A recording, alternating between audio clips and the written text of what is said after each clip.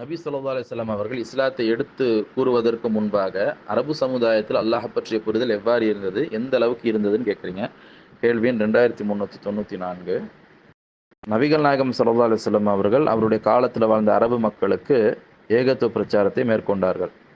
ஆனால் அல்லான்ட்ட ஒரு பெயரை முதலாக அந்த மக்களுக்கு அவங்க தான் சொல்லி கொடுத்தாங்களா, அல்லான்ட்டு ஒருத்தன் படைச்சவன் இருக்கிறான்ற அந்த விஷயங்கள்லாம் அவங்க தான் போதிச்சாங்களானாக்கா கிடையாது. ஏற்கனவே அந்த மக்களுக்கு அல்லான்னு ஒருத்தன் இருக்கிறான், அவன் தான் நம்ம படைச்சான் அப்படிங்கிற நம்பிக்கையெல்லாம் இருந்துச்சு. இது நாமளாக இட்டுக்கட்டு சொல்லலை. அல்லாவே திருக்குறானுடைய 31வது அத்தியாயத்தினுடைய 25வது வசனத்தை சொல்றான். வல இன் சஅல்தஹும் மன் ஹலக்க ஸமாவாத்தி வல் அர்த லயகூலன் அல்லாஹ். நீங்கள் நபியே, நீங்கள் அந்த மக்கள் இடத்துல போய் யார் இந்த வானங்களையும் பூமியும் படைச்சதுன்னு சொல்லி கேட்டிங்கன்னா அல்லாஹ் தான் சொல்லுவாங்க அப்படின்னு அல்லாஹ் சொல்கிறான். அந்த மாதிரி தான் அவங்களும் சொன்னாங்க. ஏன் அப்படின்னாக்கா, நபி ஸல்லல்லாஹு அலைஹி வஸல்லம் அவர்கள் சொல்லி கொடுத்து அல்லாஹ் தான் அவங்க பதிலெல்லாம் சொல்லலை. ஏற்கனவே அவங்க அதை நம்பி இருந்தாங்க. ஏன்னா அந்த காலத்தில் அந்த மக்கள் எல்லாம் நாத்திகர்கள் எல்லாம் கிடையாது. நம்ம படைச்சவன் ஒருத்தர் இருக்கிறான், வானங்களையும் பூமியும் படைச்சவன் அல்லாஹ் தான் அப்படிங்கிற அளவுக்கு தெளிவு பெற்றவர்களாக அந்த மக்கள் என்ன செஞ்சாங்க, இருந்திருக்கிறாங்க. அல்லாஹ்வுக்கு குறித்த புரிதல் இந்த அளவுக்கு இருந்திருக்கு அப்படிங்கிறது விளங்குது. கூடுதலாக 39வது அத்தியாயத்தில் 3வது வசனத்துல அல்லாஹ் இப்படி அல்லாஹ் மீது நம்பிக்கை கொண்ட பிறகும் அவங்க வழிகட்டவங்கன்னு ஏன் சொல்றோம், எதனால நபி ஸல்லல்லாஹு அலைஹி ஏத்துக்கல அப்படிங்கிறதுக்கான விளக்கமெல்லாம் அந்த வசனத்துல வருது. என்ன, வல்லதீன அத்தஹது மின் தூனிஹி அவுலியா மா நஅபுதுஹும் இல்லா லியுகர்ரிபூனா இலல்லாஹி ஸுல்ஃபா. அல்லாஹ் அல்லாதவர்களை தெய்வங்களாக பாதுகாவலராக எடுத்துக்கொள்ளக்கூடியவங்க எந்த வாதத்தை முன் வச்சாங்க அப்படின்னு சொல்லி அல்லாஹ் சொல்றான். அல்லாஹ்விடம் எங்களை மிகவும் நெருக்கமாக்குவார்கள் என்பதற்காகவே தவிர நாங்கள் இந்த குட்டி குட்டி தெய்வங்கள் எவ்வளோ தெய்வங்கள் உண்டாக்கியிருக்கிறாங்க இல்லையா, அந்த தெய்வங்களை நாங்கள் வணங்கலை என்று அவங்க சொல்வதாக அல்லாஹ் அந்த வசனத்தில் எடுத்து காட்டுறோம். 33வது 3வது வசனம். அப்போ இந்த வசனம் அவருடைய நம்பிக்கையை நமக்கு தெளிவுபடுத்துது. அல்லாஹ் குறித்த நம்பிக்கை என்ன, அல்லாஹ் ஒருத்தர் இருக்கிறான் படைச்சவன் அப்படின்னு நம்பிக்கை இருந்துச்சு. அத்தோட அல்லாஹ் இடத்துல நமக்கு எதுவும் வேணும் அப்படின்னாக்கா அவன் தான் டாப் சுப்ரீம் காட் அப்படின்னு நம்பிக்கை வச்சிருந்தாங்க அவங்க தான். ஆனால் அதே நேரத்தில் அல்லாஹ் இடத்துல நமக்கு எதுவும் வேணும் அப்படின்னாக்கா குட்டி குட்டி தெய்வங்கள் இந்த மாதிரிலாம் உண்டாக்கி வச்சு அவங்களிடத்துல நம்ம சொல்லுவோம். நம்ம கோரிக்கை அவங்களிடத்துல நம்ம முன் வைப்போம்.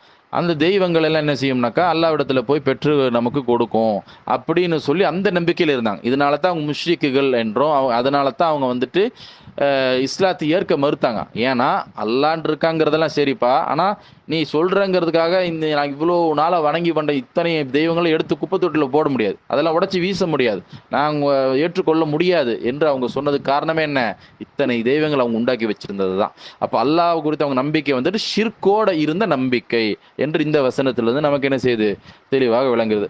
இன்னும் மற்ற தெய்வங்கள் உதாரணமாக அல்லாஹ் 53வது அத்தியாயத்தினுடைய 19, 20, 21, 22, 23 ஆகிய வசனங்கள் எல்லாம் சொல்றான்.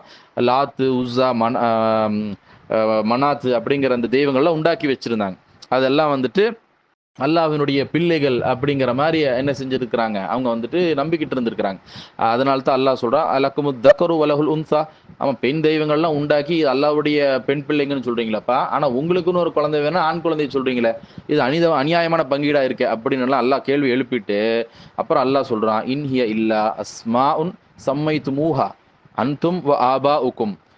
நீ இந்த மாதிரியெல்லாம் பெயர்கள் சூட்டி கொண்டதுங்கிறது நீங்களும் உங்களோட மூதாதையரும் நீங்களா உண்டாக்கி கொண்டது தான். இதை பற்றி அல்லாஹ் எந்த சான்றையும் உண்டாக்கலை. இதெல்லாம் உங்களுடைய ஊகமும் உங்களுடைய மனோ இச்சையுமாக தான் இருக்கிறது. அதை தான் நீங்கள் பின்பற்றுறீங்க. அவர்களுக்கு அவர்களுடைய இறைவனிடமிருந்து இப்பொழுது என்ன செய்யுது, நேர் வழிங்கிறது வந்து விட்டது என்றெல்லாம் அல்லாஹ் சொல்கிறான். அப்போ இந்த மாதிரியான கொள்கையில் இருக்கும் பொழுது தான் அல்லான்ற ஒருத்தர் இருக்கிறான், ஆனால் மற்ற தெய்வங்களும் இருக்குது. அதுதான் அல்லாஹ்விடத்தில் நமக்கு நெருக்கத்தை உண்டாக்கும். அதுதான் அல்லாஹ்விடத்தில் நமக்கு பாலத்தை ஏற்படுத்தி தொடர்பு கொண்டு நமக்கு வேண்டியதை பெற்று தரும் அப்படிங்கிற நம்பிக்கை கொண்டிருந்தாங்க. நம்ம தெளிவாக விளங்குது.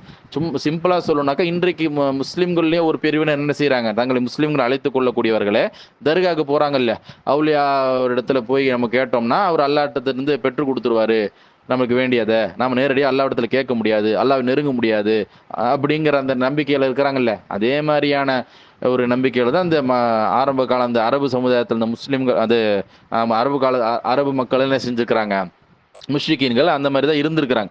இது ஒரு நம்பிக்கையாக இருந்திருக்கு. மற்றவர்களும் பார்த்திங்கன்னா அந்த காலத்தில் யூதர்கள் கிறிஸ்தவனோட இருக்க தான் செஞ்சுருக்கிறாங்க. நபி ஸல்லல்லாஹு அலைஹி வஸல்லம் அந்த அரபு சமுதாயத்தில் சின்ன மைனாரிட்டியாக இருந்தாலும் இருந்திருக்கிறாங்க. அவங்களும் எப்படி இருந்திருக்கிறாங்க, லக்கது கஃபர் அல்லதீன காலு இன்னல்லாஹ் ஹுவல் மஸீஹ் இப்னு மரியம். அவங்க எப்படி சொல்லிட்டு இருந்தாங்கன்னா, அல்லாஹ் பற்றி நம்பிக்கை என்னன்னா, அல்லாஹ் தான் இயேசு. அல்லாஹ் அவங்கள பத்தி என்ன சொல்றானாக்கா, இப்படி சொல்லக்கூடியவங்களும் என்ன செய்றாங்க, மக்கள்ல இருக்கிறாங்க. அல்லாஹ் தான் இயேசு அப்படின்ட்டு சொல்லக்கூடியவங்க இருக்கிறாங்க. இப்படி சொல்லக்கூடியவங்க வந்துட்டு அல்லாஹ்வை மறுத்தவங்க, காஃபிரு அப்படின்னு சொல்லி அல்லாஹ் சொல்லி காமிக்கிறான். அப்ப அப்படிப்பட்ட ஒரு நம்பிக்கையும் அல்லாஹ் குறித்து என்ன செய்திருக்கிறது, இருந்திருக்கு. இன்னும் வேற எப்படி நம்பிக்கை இருந்திருக்கு, லக்கது கஃபரல் லதீன காலு இன்னல்லாஹ சாலிசு சாலிசு சலாசா, அல்லாஹ் வந்துட்டு 3 தெய்வங்கள்ல ஒரு தெய்வம் அப்படின்ட்டு, அதாவது 3வது தெய்வம், 3 தெய்வங்கள், அதாவது ட்ரினிட்டின்னு சொல்றாங்க இல்லையா, அந்த மாரி 3 தெய்வங்கள் நம்பிக்கை கொண்டிருந்தாங்கல்ல, அதுல வந்து 3வது வந்துட்டு அல்லாஹ், அந்த 3 பேர்ல 3வது அல்லாஹ் அப்படின்னு சொல்லி அல்லாஹ் குறித்து நம்பி இருந்தாங்க. அப்ப இந்த மாரியான நம்பிக்கைகள் இருந்திருக்கு. இன்னும் இஸ்லாம் நபி ஸல்லல்லாஹு அலைஹி வஸல்லம் அவர்கள் பிரச்சாரம் செய்வதற்கு முன்பாகவே இருந்த சில அரபு கவிதைகள்லாம் பார்த்தீங்கன்னா, உதாரணமா ஆதி இப்னு ஸைதுன்னு இருந்திருக்கிறாரு. அவர் அவரெல்லாம் ஆரம்ப காலத்துல இருந்தவரு. நபி ஸல்லல்லாஹு அலைஹி வஸல்லம் பிரச்சாரம்லாம் செய்வதற்கு முன்பாக கவிதையெல்லாம் எழுதியிருக்கிறார். அதிலெல்லாம் வந்துட்டு அல்லாஹ் என்று அவர் என்ன செய்றாரு, இறைவனை வந்துட்டு அவரு குறிப்பிடுறார். அப்ப அல்லாஹ் அப்படிங்கிறது நபி ஸல்லல்லாஹு அலைஹி வஸல்லம் அவங்க வந்து சொல்லிக் குடுத்தது கிடையாது. ஏற்கனவே அந்த நம்பிக்கையில தான் இருந்தாங்க. ஷிர்கான, குஃப்ரான, தப்பும் தவறுமான கொள்கை எல்லாமே சேர்த்து அவங்க என்ன செஞ்சாங்க, அந்த நம்பிக்கையில இருந்தாங்க. இப்படிப்பட்ட ஒரு பிரிவினர் ஆயிடுச்சா? 3வதா மற்றொரு பிரிவினர், அதாவது முஷ்ரிக்கீன்கள், யூதர்கள், கிறிஸ்தவர்கள் அந்த கொள்கைப்படி அல்லாஹ் பத்திய ஒரு புரிதல். மூ 3வது வந்துட்டு யார் அப்படின்னாக்கா, இப்ராஹிம் அலைஹிஸ்ஸலாமுடைய தௌஹீதுல இருந்து அத அப்படியே பின்பற்றி வந்த ஒரு கூட்டத்தினர்கள். அவங்க வந்துட்டு ம், சாபியீன் என்று அழைக்கப்பட்டாங்க. ஹனீஃப் என்று அழைக்கப்பட்டாங்க. அவங்க எல்லாம் வந்துட்டு இறைவனை எப்படி வணங்கணும் அப்படிங்கிற வணக்கு முறை தெரியல அப்படின்னாக்கும், தெரியலனாலும் அல்லாஹ்ன்ற ஒருத்தர் இருக்கிறான், அல்லாஹ்வுக்கு இணை கற்பிக்க கூடாது அப்படிங்கிற ஒரு புரிதலும் இருந்துச்சு. சில நபர்கள், உதாரணமா ஸைத் இப்னு அம்ர் இப்னு நுஃபைல்னு ஒருத்தர் இருந்தாங்க. நபி ஸல்லல்லாஹு அலைஹி வஸல்லம் அவர்கள்லாம் தௌஹீதை மக்களுக்கு எடுத்து சொல்வதற்கு முன்பாகவே, தௌஹீதுல அவ்வளவு ஆணித்தனமாக இருந்த ஒரு நபர்கள்ல ஸைத் இப்னு அம்ர் என்றவங்களும் என்ன செஞ்சிருக்காங்க, இருந்திருக்காங்க. அப்ப அல்லாஹ்வை பற்றிய சரியான புரிதல் கொண்டவங்களும் இருந்திருக்கிறாங்க. அப்ப அல்லாஹ்வை பற்றிய புரிதல் நபி ஸல்லல்லாஹு அலைஹி வஸல்லம் காலத்துல எப்படி இருந்துச்சுன்னு சொன்னோம்னா, ஒரே ஒரு வகையில நம்ம சொல்ல முடியாது. பல வகையில அல்லாஹ்வை குறித்து அவர்கள் புரிந்து வைத்திருந்தார்கள்.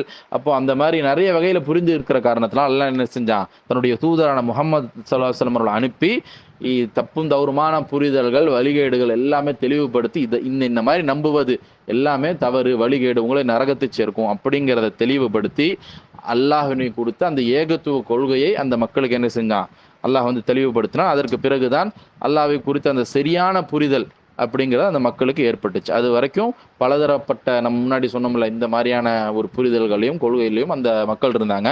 இன்னும் சொல்லப்போனா நபி ஸல்லல்லாஹு அலைஹி வஸல்லம் தந்தையினுடைய பேரே என்ன, அப்துல்லா, அல்லாஹ்வினுடைய அடிமை அப்படின்னு தான் அர்த்தம்.